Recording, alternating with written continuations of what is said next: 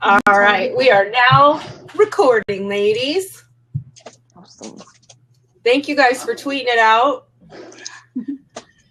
For anybody joining us tonight that doesn't know, I am Tammy Decker. I am a stay-at-home mom of two, a sorta blogger over at we3libras.com, and a Young Living essential oils distributor.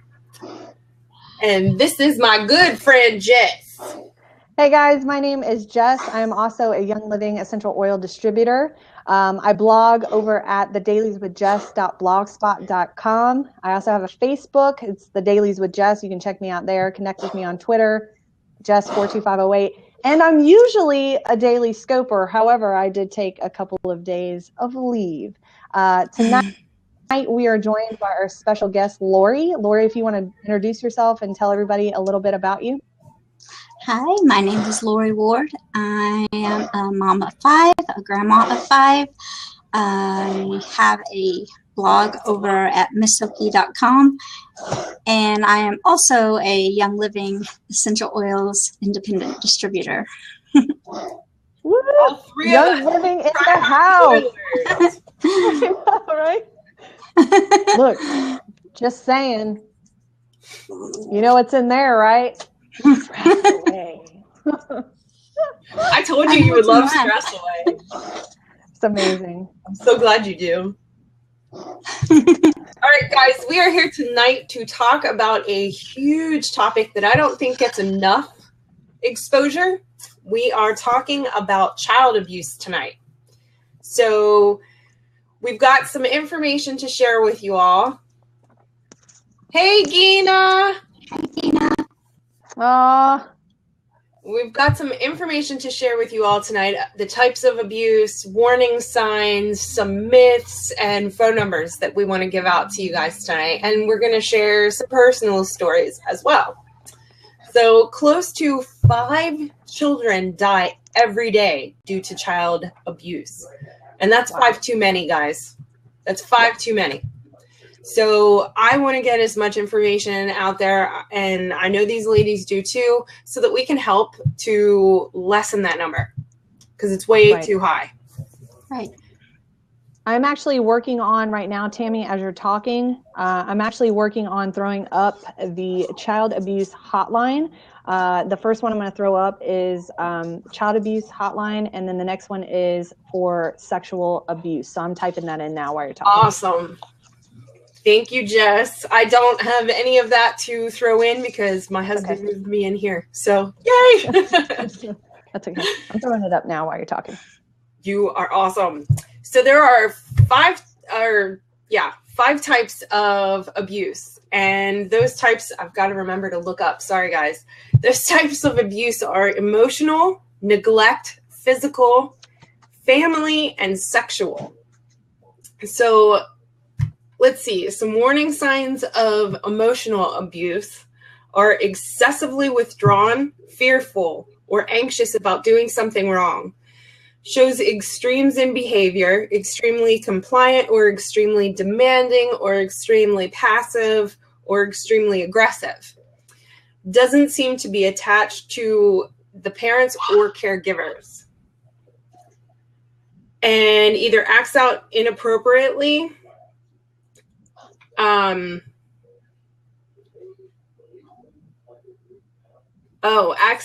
sorry, I was reading that backwards. They either act inappropriately like an adult or like an infant. So there's kind of like they are acting older than they are or way younger than their age, such as thumb sucking, throwing tantrums, and rocking back and forth. Those are some signs of emotional abuse. Right. Do you ladies have anything to add to the signs of emotional abuse? No, not me. I don't know. I cried a lot. Did you say anything about being like withdrawn? I'm sorry, I was. Yes, they're excessively withdrawn and fearful or anxious about always doing something wrong. Right. Okay, warning signs for physical abuse in children. Frequent injuries or unexplained bruises, welts, or cuts. is always watchful or on alert as if waiting for something bad to happen. Injuries appear to have a pattern, such as markings from a hand or a belt. Shies away from being touched, flinching at sudden movements, or seems afraid to go back home. Wears inappropriate clothing to cover up injuries, such as long sleeve shirts on hot days. Warning signs of neglect in children. Clothes are very ill-fitting, filthy, or inappropriate for the current weather. Hygiene is consistently bad, unbathed, matted or unwashed hair, noticeable body odor, untreated illnesses or physical injuries, is frequently unsupervised or left alone and allowed to play in unsafe situations or environments, is frequently late or missing from school. And then the last one for warning signs that I have for you guys is sexual abuse. Trouble walking or sitting, displays knowledge or interest in sexual acts inappropriate to his or her age, or even seductive behavior. Displays knowledge or interest in sexual acts inappropriate to his age. Oh, wait, I just said that. Sorry, guys. Makes strong efforts to avoid a specific person without obvious reason. Doesn't want to change their clothes in front of others or participate in physical activities. An STD or pregnancy, especially under the age of 14, or they run away from home. Right, which that one can be really hard to judge as far as sexual abuse, because with our society the way it is, sadly, nowadays, that one I think can be a real tricky one. And I think, and this is just my personal opinion, because growing up in high school, I had a lot of friends that were sexually abused, I guess would be the correct word. And oftentimes, I think the only way that anybody else would know is that the fact that they shared that with peers. Because, nowadays, not to get too much off topic, but everything's so sexualized. And so some of those warning signs for sexual abuse can be really hard to kind of make a judge off of, you know what I mean? So I feel the same way about the one for not wanting to change clothes. Right. That one's kind of hard because as a teenager, the last thing I wanted to do was change clothes in front of the other ladies in the gym. So yeah. So depending on your position, especially if you're a teacher, just being aware of the conversations that are going on and listening pretty much. And that's where a big educator of our children comes in. Hey, if you're hearing something that doesn't seem right about your friend, you need to have a safe adult that you can go tell, so that they can take appropriate action. So, I totally agree. Yeah, that one's kind of hard. So those are the warning signs of the abuses. And I'm going to go ahead and turn it to Lori so that she can discuss her personal stories. Okay. Some of the stuff you said kind of brought up a lot of things that I'd actually forgotten even. My mom was the main abuser, but my dad also kind of did his part too. My mom got pregnant with me when she was 17, and my biological dad left before she ever had me. And she married my dad, the man I call dad, when I was 2. And she wanted to have a child with him, and I think that was part of her problem. But she was also bipolar, and that didn't get diagnosed till a lot later on. But I was definitely neglected. When I started kindergarten, I weighed 25 pounds. When I was born, my feet were clubbed. They were like fists. And while we lived with my granddad, he helped take care of me, and they put me in cast and shoes and stuff like that to take care of my feet. But after we moved and she got remarried, nothing else was ever done about my feet. So I lived with that until I married my husband now. And they're a mess. So that was neglect too. And I didn't even think about that being neglect until you reading that. I don't know. I couldn't please her. It was, I mean, there were obviously good times, you know, it wasn't all bad, but she put me down a lot. And anything I tried to do, she would, you know, stick her hand in there and say, no, you can't do that. You're not good enough for that. You're not pretty enough for that. You're not. So I always felt like I wasn't good enough. And Cindy's in here, right? Cindy, this morning or this afternoon when you were doing your lab or your scope, you were talking about not being good enough. And that's exactly how they made me feel. I felt like if I didn't pray for every little thing, that I would not make it to heaven. That I would, if I didn't, I had to pray for God to forgive me for things that I didn't even know I'd done. And it was constant, just always like that. And that's how I lived. My whole life was just like that. And it wasn't just me, it was my brother too. I have a brother who's 5 years younger than me. And now, Lori, were you and your brother really close? Like, no, wasn't close to anybody. Oh. I had friends, but I pushed them away. Right. I have one friend that I'm still friends with, and she knows because she lived just a couple of houses down from me. But she's really the only one that I was really close with all through school. Right. After my brother was born, I started having panic attacks.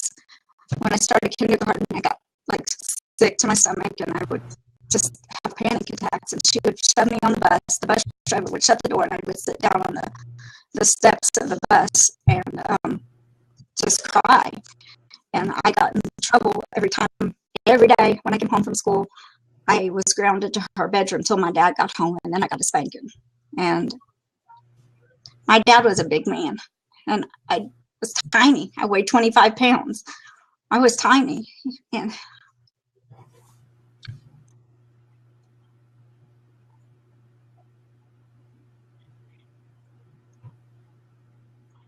it wasn't good. My life wasn't good. It doesn't sound it at all. I'm so sorry you had to go through any of that. Yeah. And you're showing great strength right now, Lori, by coming on and sharing this with people, because it's so important to do that. And so that way, people can really learn better what to look for. I mean, honestly. Yeah. And learn that they don't have to be afraid to speak up. Right. Yeah, speak up for your friends. If you think that something's going on, say something to somebody. Tell an adult. Or if you're an adult, don't be afraid. You can call that hotline, and you can be anonymous. And that's, I think, a lot of things. People are afraid that it won't be anonymous, but they can't tell. It has to be anonymous. Right.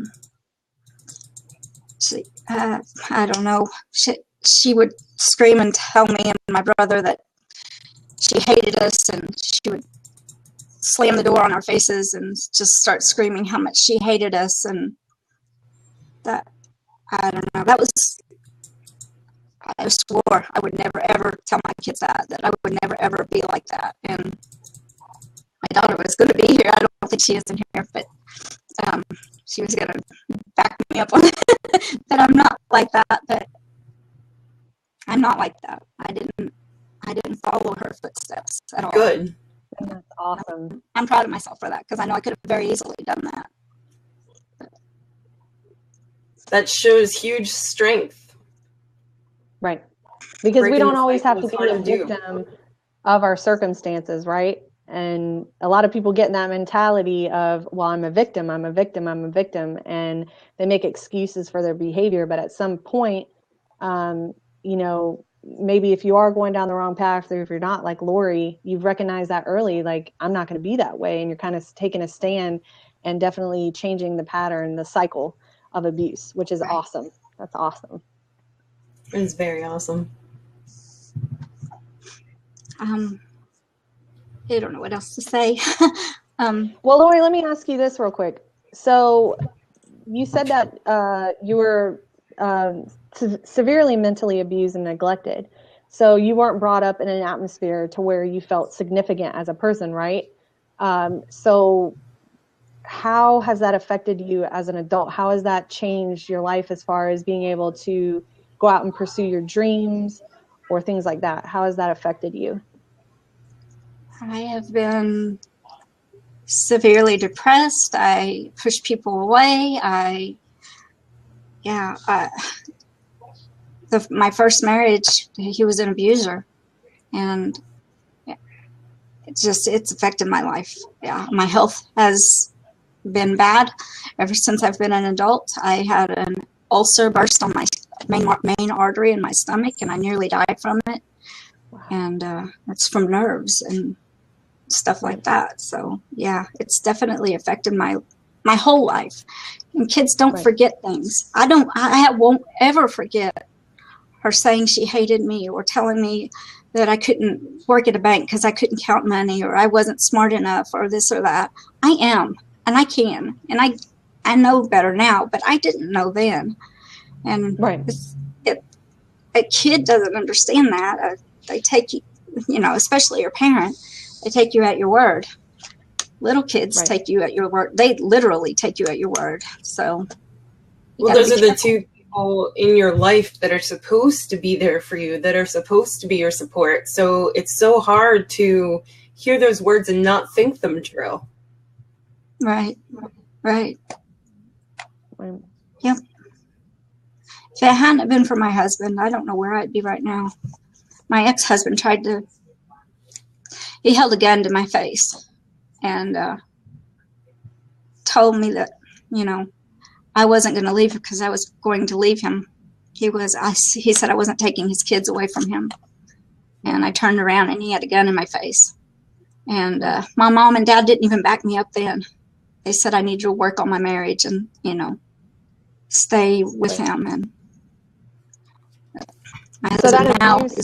so that abuse on you mentally really affected your judgment on how to judge people, right? I mean, right. And so you probably thought that it was normal or what you deserved to be treated like that, right?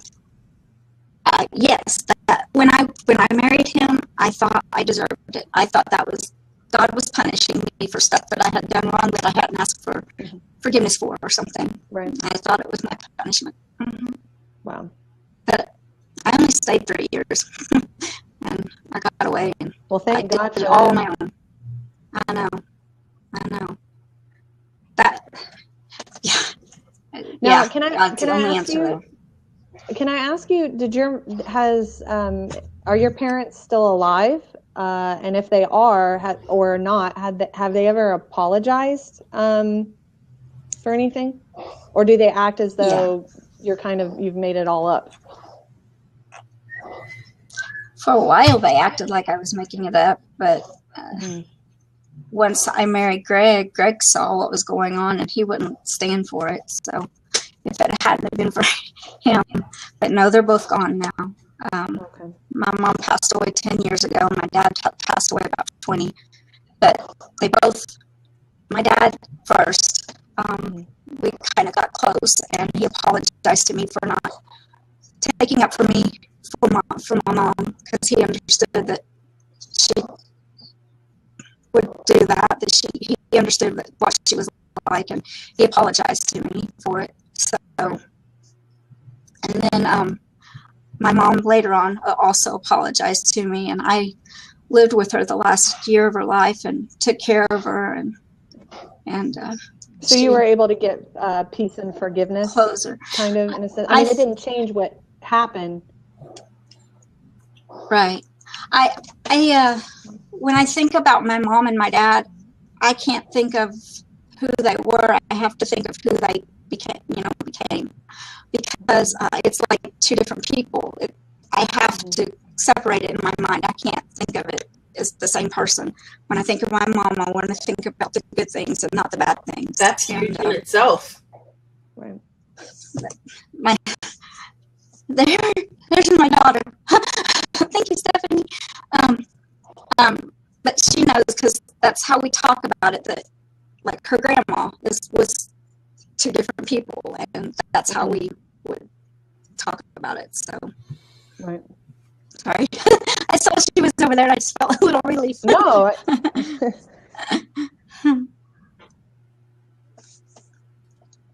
I'm so happy though that you were able to get some kind of peace from it. Although I'm sure it still affects you as far as your judgments go, in making decisions, because it is true, when you're at that fundamental age and you're not brought up thinking that you're significant, it truly affects every single part of your life. I mean, it really changes who you are, essentially. You're not brave to take steps. You don't go after your dreams. And I'm so sorry that you had to live through that. Now, Tammy, I don't know if you wanted to share anything about, as far as this. I have really no experience with child abuse itself. I have experience, and I am willing to share because it is a huge, huge deal to me. My daughter was physically, mentally, and emotionally abused by her biological mother, and potentially sexually abused by other people. There's been no actual evidence or proof of the sexual abuse, but based off of her own actions and the way I can tell you that every single off of this list that I read off, we went through with her, and it was unfortunate. She came to live with us. She was 13 when she came to live with us full time, and I adopted her. And at that point, they've already been through 12 years, all of the formidable years, feeling that they weren't good enough, feeling that they weren't loved. Her mom and dad were never together.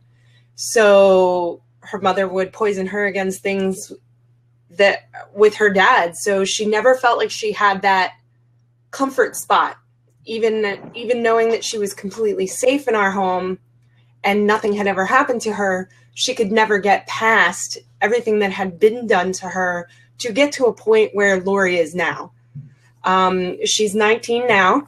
She does not live here. She actually moved back to where we're from and has since actually sat down for a chat with her biological mother. Mm-hmm. So she has begun her own version of the healing process. But for her, she was fearful and anxious to always do something wrong. Like, I'm looking back at this list. She didn't seem to really be attached to any of her caregivers. She was closer to her grandparents that she only saw maybe once a month than she ever was to any of her parents, because she just felt so, like I said earlier, you get to the point as a child, and I watched it from the outside looking in, where those people are supposed to be the ones that protect you. Your mom is supposed to be the one that loves you above anyone else in this world, and her mom wasn't giving her that nourishment that she so desperately needed, that she couldn't attach to anybody. She couldn't attach to me. She was as attached to my husband as I've ever seen her to anybody in her life, really. But it had to be somebody outside of immediate family for her to actually feel safe or comfortable, which is just sad, because it's hard. We're still watching her grow and finally change into a woman and try to get over some of the things. But the one where acts inappropriately like an adult or like an infant, she would actually at 15 years old throw a tantrum, all but kicking and screaming, all the way up to 17, and 5 counselors later.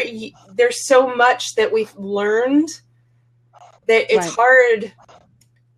It's just hard. And I want to make sure that no other kids, as long as I have a voice, I want to be the voice for people that can't be the voice for themselves. That's one of the reasons I love what we're doing, Jess. There are Yeah. so many people out there, domestic violence, child abuse, all of the things we've already discussed, somebody's going through.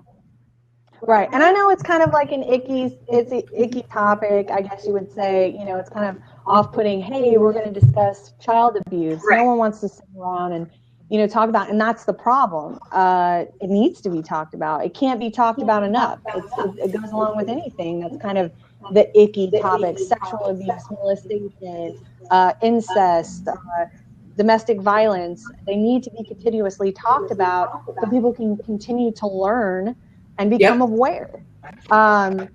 If you guys are okay, I'll go ahead and kind of go into some of the myths and the facts about child abuse and neglect, if that's cool with everybody. That was kind of up bouncing here. around here. So if you guys wanted to add anything after I'll state the myth and then I'll state the fact. And if you guys have anything to add, just say, hey, you know.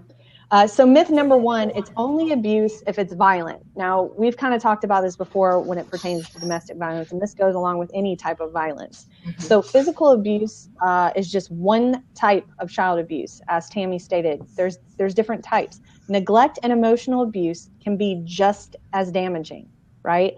And they can affect your entire life. So just because someone's not physically assaulting you doesn't mean that you're not being abused, because we think abuse and we automatically think physical, but there are other aspects to that. So do you guys have anything to add about that one? No, I completely agree. Right. It's 100% true. Right. Myth number two, only bad people abuse their children. Now, I'm just going to say that I got this off a website, helpingguide.org, which is a wonderful website. This one, I'm interested to see what Lori and Tammy have to say about this, or you guys in the comment section, because this kind of sounded kind of funny to me. It says, only bad people abuse their children. So it says, while it's easy to say that only bad people abuse their children, it's not always so black and white. It says, not all abusers are intentionally harming their children. Many have been victims of abuse themselves and don't know any other way to parent. Others may be struggling with mental health issues or substance abuse problems. So I have a huge problem with that. That's not me creating these things. Oh, no. I know. I know. I just want to make that clear. Like, I didn't make that up. Like, to say that I guess I understand where they're trying to come from, and not everybody's a bad person, because it's true. Not everybody is a bad person. Some people are totally a product of their environment, and I get that. However, you know right from wrong. I don't care who you are. And if you are beating a kid black and blue or doing you're a bad person. Either you don't want your child, please take that child to somebody that will love, honor, and cherish it, because that is just crazy. Right. That is just crazy. Yeah, I mean, I guess, like you said, I don't know, Lori, did you want to add anything to that? I guess if someone's mentally ill, here's the only path that I could particularly see. And I'm not even talking on the physical. I'm maybe speaking on the mental. If someone's kind of verbally abusive, maybe if they're sick and they're not medicated like they should be, I guess I could see that point. But again, like Tammy said, at some point, it's still a choice at some point. Right. I just wanted to kind of read that one because I was just like, that kind of threw me for a loop. I was like, well, I'm going to share this one, even though it's kind of funky, because I want to see what other people kind of have to say about that one. Right. I'm not trying to make anybody feel bad. Okay, so number 3, child abuse doesn't happen in good families. Okay. So it says child abuse does not only happen in poor families or bad neighborhoods, it crosses all racial, economic, and cultural lines. So it doesn't care who you are, what color you are, and how much money you got in your pocket. Sometimes families who seem to have it all together from the outside are the ones that are hiding the biggest secrets, right? Mm-hmm. Yeah. So that one I can completely agree with. Yeah. So myth number 4 is most child abusers are strangers. Although abuse with strangers does happen more often than not. It's family members or friends that are close to the family more often than not.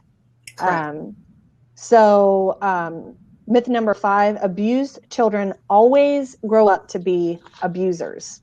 Well, we can tell by Lori that that's not true. And that's what it says here. It's true that abused children are more likely to repeat the cycle as adults, right? Unconsciously repeating what they've experienced as a child. Many adult survivors of abused children, though, have strong motivation to protect their children from what they've experienced. So they're not playing a victim like Lori sharing her story. She was a victim, but she's a survivor. So she's not going to allow, and she's done that with her children, she's not going to allow that to happen. Right, Lori, with your children or your grandchildren? Right. So those are my 5 myths to child abuse, and then the facts that go along with them.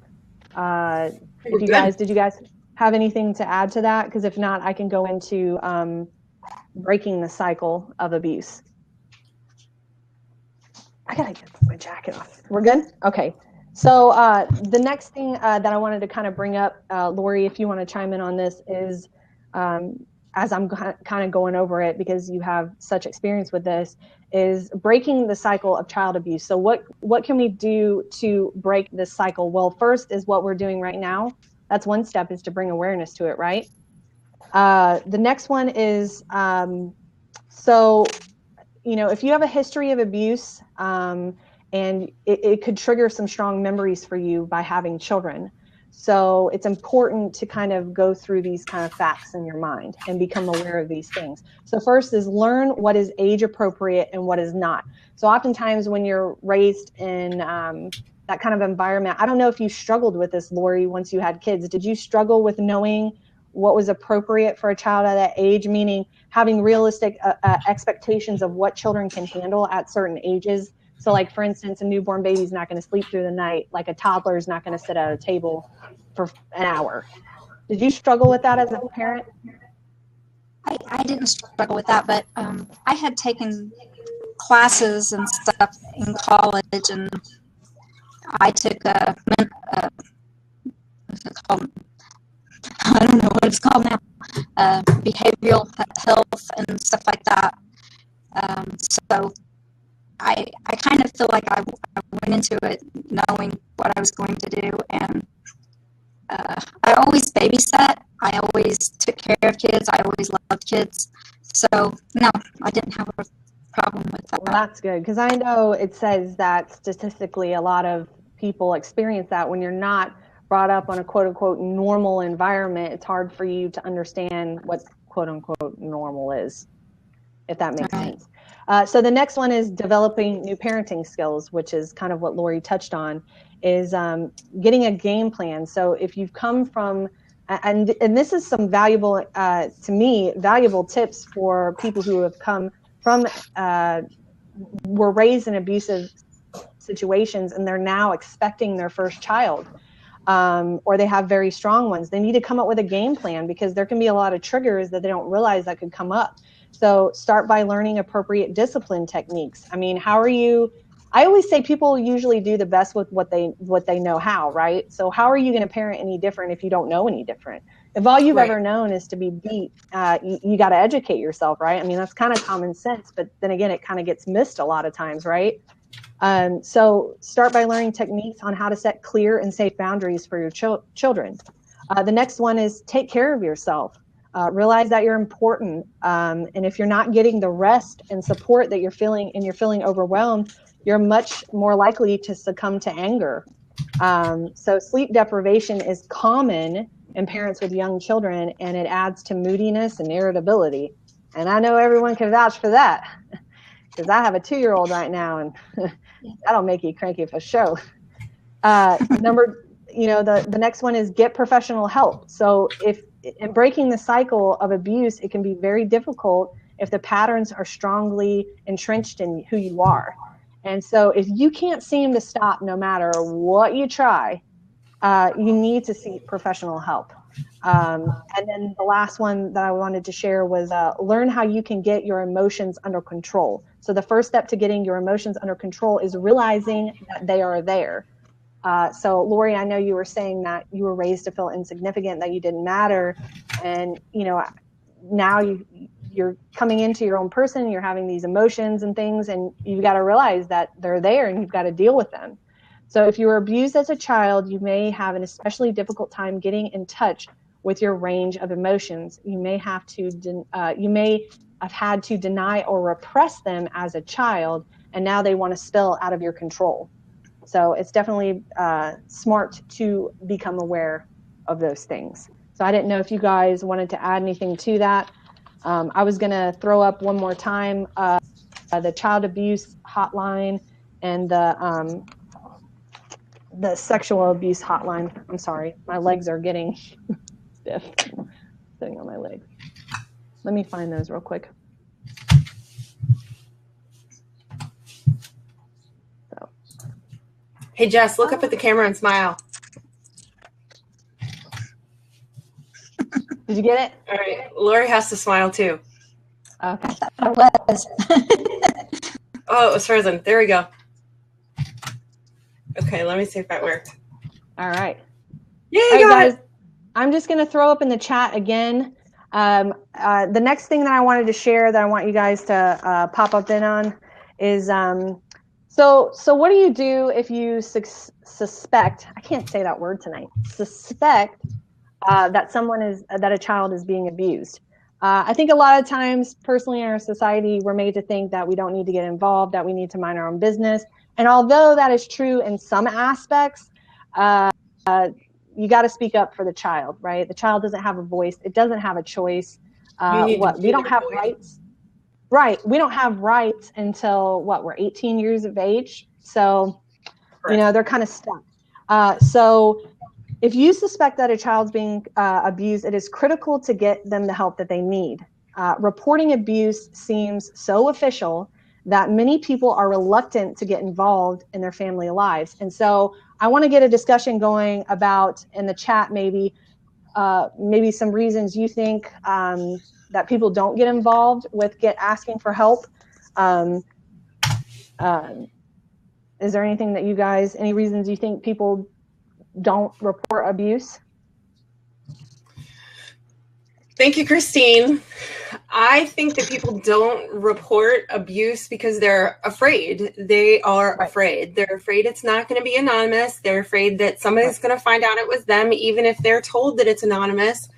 Right. What if you're wrong? They're afraid of that too. Right. Well, here's the thing. Here's a list of 4 different things that says, I don't want to interfere in someone else's family. So that's kind of a holdback. The effects of child abuse are lifelong, as Lori has even stated, and Tammy and her daughter. So they affect our future relationships, self-esteem of the child, and sadly putting even more children of risk of repeating the cycle. So if something's not being said, there's more likely a chance of the behavior reoccurring because, you know, what if it makes it worse? Christine says, yeah. And the next one was that had kind of some fact to it, was what if I break up their home? Well, the reality is that the priority of Child Protective Services is to ultimately keep the child in the home. So when Child Protective Services gets involved, they're not going to automatically just rip the child out. A lot of the reports are completely anonymous, so your name is never given in most states. So you need to check out your state. But I can tell you about Pennsylvania Child Protective Services. What's up with that? We called them to report the situation that was happening with Day. There's certain things that they can get involved with and certain things that they can't. So from personal experience, if you contact, they're still going to check it out. Right. Regardless of whether or not it didn't happen, I'd rather those kids be safe than sorry. Right. So they do check into every single one, but they will only, and even if they do find certain traces, they will take the necessary steps to make sure that those kids are safe. So in Pennsylvania, they do try when they are told. There are bad fail stories as well, but Yeah, I had Those to share systems that. are Sorry. perfect. Yeah, I mean, that's absolutely right. And that's what it says here is just because you report it doesn't mean, like I know in the state where I live in North Carolina, they do extensive background checking. And a lot of times what they try to do is they do try to keep the child with the family as long as the child isn't in immediate danger. And, you know, so they get them support for parenting classes, anger management, control. What was Christine saying? And the flip side is that they cause friction in the homes and that weren't in abusive homes. Yeah, I mean, that's a possibility. But to me, I don't know. Unless someone's really malicious, I don't know. You guys correct me if I'm wrong. I don't know. I would be angry if someone said, hey, Well, the parents. what? Sorry. I would be angry if someone said, hey, you know, like if I got a call from social services and they were like, hey, we suspect, you know, you're abusing your child. I would kind of be like, well, come on in because I ain't got nothing to hide. But I would be angry. You know what I mean? We actually had them called on us, Jess. Wow, really? During our custody battle. Yes. Wow. Her biological mother called them on us, and obviously they found nothing. But that's where I wanted to point out, obviously my brain wasn't working when I was telling it because that was part of the story. They still came to check it out because they were told that my daughter was sleeping in a bed covered in chicken feces and we had live fowl all over our house. We had chickens. Yeah. They were in a pen outside, but she made it far-fetched. So, I mean, there are those cases. Even if you don't, you know, it's never a bad thing to have it checked out. No. Again. I mean, honestly, I mean, to me, it's like, okay, if you're going in a custody battle or something like that, you might as well go ahead and prepare yourself to be targeted. Right. But, you know, I don't think that should hold people back from reaching out to protect a child. I mean, you know, they're not going to really know that it was you. I know in North Carolina, it can be reported anonymly. They're not going to tell you who reported you. So, because they don't want, I mean, imagine if I think most states are like that. Because imagine if they did that, how many people, you know, how many people would get angry and they'd be like, oh no, I'm about to go handle some business. You want to lie on me and think of the problem that's created there. You know what I'm saying? It's like, you know, because some people are ignorant. You know what I mean? Another one is they will know it was me who called. So again, reporting is anonymous. As in most places, you don't have to give your name when you report child abuse. The child abuser cannot find out who made the report unless you tell them. So they're not going to know it was you. And so I know that Christine had said this, and it won't make a difference what I have to say. If you have a gut feeling that something is wrong, it is better to be safe than sorry. So we can relate that to a lot of other instances, I believe, you know, when you feel a strong feeling that something's going wrong and you've kind of held back from it. And then what if something happens? So to me, it's always better to be safe than sorry, especially when this comes to a child, right? Because if you guys think about it, how many stories that you've heard on, you know, the news, I mean, like kids locked in closets with feces and not being fed and they're chained. And the neighbors were like, well, we saw the kid once or twice and then, you know, we didn't really pay any attention. I mean, yeah, you can be a nosy neighbor, but then again, it's like, you know, we kind of have to get out of that idea of we have to learn when it's appropriate to involve ourselves and when not to involve ourselves. And to me, when it comes to a child, it's always appropriate to involve yourself. Fully agree. Period. The end. Because if you don't say something and then something happens to that child, I mean, ultimately, really, I mean, no one's going to know but you, but I couldn't live with that guilt. No. So if I suspected something, I'm going to say something, because if something turned around and a couple years later, or even, you know, a day later, I find out something happened to that kid and I didn't speak up, I mean, the blame really is on you. You should have just said something. It doesn't hurt anything. You know, it doesn't hurt to open your mouth. And if you're wrong, you're wrong, but you're coming from a good place. And I think that's what truly matters. As long as you're coming from the right place, how wrong can you be, right? Right. So that was kind of my, you know, if you suspect child abuse, what should you do kind of thing. Better to be safe than sorry. Agreed. So.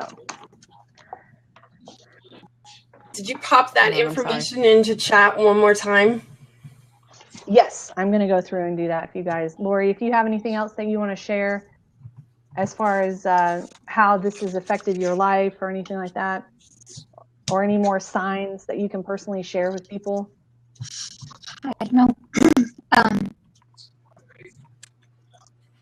Let me see if I can. Lori, what do you wish that someone may have done for you when you were a child, that maybe family or friends? I wish my dad had stood up for me. I wish my granddad had said something, because my granddad knew. And yeah, my daughter's and Katie and Chase over there, my granddaughter and my grandson are kind of in the same situation, and we have tried, we have called. And his mother has family. Stephanie, back me up, I don't remember for sure. His mother has family in the system, so anytime they get called, they get notified, so they get their house cleaned up and they get everything situated to where it looks like nothing's wrong. Well, I don't understand that. There's nothing we can do. We've tried and we've tried. We've all called. Wow, really? And see, that's. Did I they did have have a a guardian? phone call that they were. Sorry. No, go ahead. I did have a phone call that they were coming over to the house. I wanted to make sure somebody was home. So, I mean, I had a warning, but it was maybe 15 minutes, and you're not going to be able to make everything neat and tidy in 15 minutes. Stephanie, Well, they gave her 3 days. Oh, that's ridiculous. there's got to be some. Okay, so have they ever gone to court before? Because I know, like here in North Carolina, we have what's called a guardian ad litem system, which is where someone from the outside comes in and they spend time with the child, they learn the case, and then they speak on behalf of the child. That's what they do. So they have no affiliation with like CPS or the family. They are specifically there for the child. Do you guys have something like that? Not that I know of. See, to me, that would be like kind of like the next step, especially if, the system, because I mean, come on, we could do a whole nother blab on this, how the system is broken. Right? Oh, God. Yeah. I think that would be a great idea for November, Jess. Oh, God, don't even get me started on the systems. The systems. People are going to think I'm crazy, like conspiracy theory crazy. But it's for real, man. It's true. It's for real. And so what do you do when the system's corrupt, man? Like, I don't know. Lori, that's kind of my aunt works at the DA's office here in North Carolina where I live. And she actually did that when she was in college. She went to school for criminal justice, and they had the guardian ad litem program. And it was volunteer based. It was usually done by the criminal justice students, and I'm sure whoever else could volunteer for it. But they really spoke on behalf of the child solely. They had no regards whatsoever to the family, to the mother, to the father, to whoever. It was specifically an advocate directly for this child, any child. And so that might be something. They're called guardian ad litems, is what they are. Ad litem? Mad Guardian litem. ad litem. Oh. Ad, is it ad or LITM? mad? It's ad. No problem. It's Latin. Yes. Yeah. Yeah, Mandated in thank you, 2 states. Jess. Yeah. Yeah. Including it. Yeah. So I know that works well for us, but I mean, other than that, I don't know. I mean, that's really a whole other blab, the system. Because I mean, we really thought that once the kids started school, that the way they're acting and the way they come into school and everything, we thought that would change things. That if the school said something, then, The school has to notice specifics, though. Like they have to see bruises before they can report anything. But you could always contact the social worker at the school too, I would imagine. Maybe, yeah. I know that for my kids, and this is just my experience with a social worker. And this is a whole other topic, but my social worker at the school, she worked at the school, but she was just a social worker. So she didn't really have any affiliation. She's actually who told me to homeschool. So usually, the social worker, in my experience at any school I've been to, they've been really interested in the well-being of the child. So, there's always that one bad seed in the apple, but in most cases, you know, I would try to, and you know, this goes back to what I was saying earlier. I mean, come on, guys. It's, you know, these signs that Tammy listed are great. They're great warning signs, but our society is totally yeah, it's totally whacked right now. And so, you know, kids acting inappropriate is normal.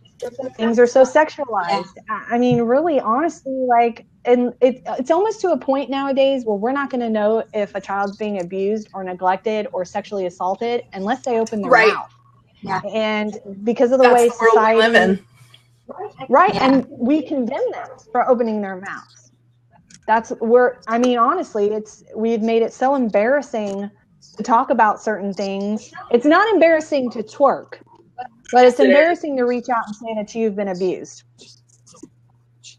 I don't understand it, guys. I really don't. I mean, I'm not trying to get totally off topic, but you know, so that's why I'm not off topic. That's exactly on topic though, because they are scared, and it is hard to tell the difference. Like you said, their sexual behavior is different now than when I was a kid.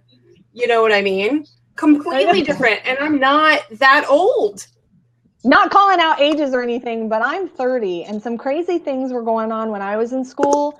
But like, wow, from like my 12-year-old to back when I was younger. Right?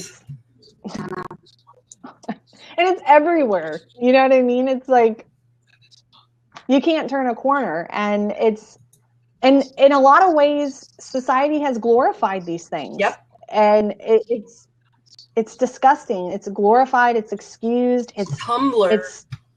I mean, okay, not all in itself. Look at the tabloids. When something disgusting goes on, that's where we draw our attention. We're like, oh, that's so disgusting. And we're going to talk and we're blah, blah, blah, blah, blah. You know what I mean? It's just, it's kind of, I don't know. I don't think it's properly addressed or handled at all. And I think that's a whole other blab though. So I'm trying to restrain, like, you know, like, but it all connects together. It really does. And so Naomi, I think good for your kids. What happened? With everything we're talking about, she's saying that it's so hard because it's glorified to get pregnant at 13 now. And, you know, it's so not. But there's so many different ways you can go with that, because your kids can look at you and go, well, back in the Bible days, people were pregnant and making babies at this time, and it only became illegal at this time, and now it's just as awesome as it was. It's like ridiculous. But she's saying about how her kids are 16 and 14 and still virgins. And in today's society, that's amazeballs. You're doing a good job, Mom. You're doing a good job. That is awesome. Yes. I like what Nikki said. Nikki said, I think that it's a mark of our society that MTV replaced music videos with pregnant teenagers. I completely agree and refuse to watch Teen Mom. I don't even think that that's what it has anything to do with, but that's where my brain goes. And you know, the reason that I'm bringing this up, and like Naomi says, society is horrible, but listen, I know it seems kind of far-fetched and off topic, but listen, society is so crap that these warning signs that are supposed to help us warn against child abuse makes it so confusing. It's like become the norm. Like, it's like completely susceptible. We got movies, we've got TV shows, and we've got all these things. And, you know, they say we're doing this to bring awareness when actually what they're doing is glorifying it. They can bring awareness by doing this right here. They can educational public broadcasting, but no, they only want to do what sells money. I'm not going to go on a tangent. They only want to do what sells money, what makes money. Good, because I was have to start joining you on that tangent. It's so bad, man. And it makes it hard to distinguish, okay, is this, you know, like nowadays we look at little girls, okay? Let me make this connection really quick before we have to get off. You got little girls, you ever seen that video getting all around going viral where the little girl's saying the F word? I think it was the F word that they're saying. And everybody's like, look how cute that is. That's so great. And people can leave and they can get angry at me, whatever. There's a bunch of them, but yeah, I've seen completely inappropriate. Agreed. Completely. They could have made their point in other ways. Then we got little kids who are twerking and jerking their body around, and, you know, and that's okay. And it's like, look how cute. And I'm not saying that, okay, and when I say that, because I know that I'm going to get backlash, go ahead and get backlash. I'm going to get backlash for it, and I don't care, because the truth is, Yes, people should not be so gross and nasty, but guess what? People are that gross and nasty. That's reality. You can't let your kids go run the streets anymore without adult supervision. Yep. And you can't have your daughter half naked in a bikini jerking around on a stage for people, okay? It's not appropriate, and you shouldn't be doing that. And if you want to get angry with me about it, completely fine. Completely fine with that. But that makes it harder to recognize what's appropriate and what's not to people. I mean, that's a reality. I agree. Sorry. Oh, you're fine. Get on these tangents. Try to be quiet. I'm gonna get hate for that, right? No, you should not get hate mail because it's true. We need to pay attention to the warning signs, but obviously notate whether or not they're posting their own disgusting pictures on their very own Facebook page and Instagrams at 12 years old, and obviously you could take these signs and be smart about whether or not you make that phone call. Right. Yeah. I totally agree. I'm trying not to go on any more tangents. I'm like, this is what happens when you don't scope, Jess. I know, Lori. Listen, I had to take a break from social media. It's kind of the way it goes. I'm trying to catch up on. Hold on. I'm trying to catch up on the comments here. What did Nikki say? The fact that the largest rising sector of society are young women aged 12 to 26 becoming HIV positive at twice the rate. Wow, something which should be addressed. Our youth, yes, absolutely. Oh my Yes, gosh. we should be taking care of our kids. Right. No neglecting, no child abuse, no nothing. Right. I'm going to go ahead and turn the recording off. Lori, thank you for joining us tonight. Jess, thanks for being awesome as usual. Thanks.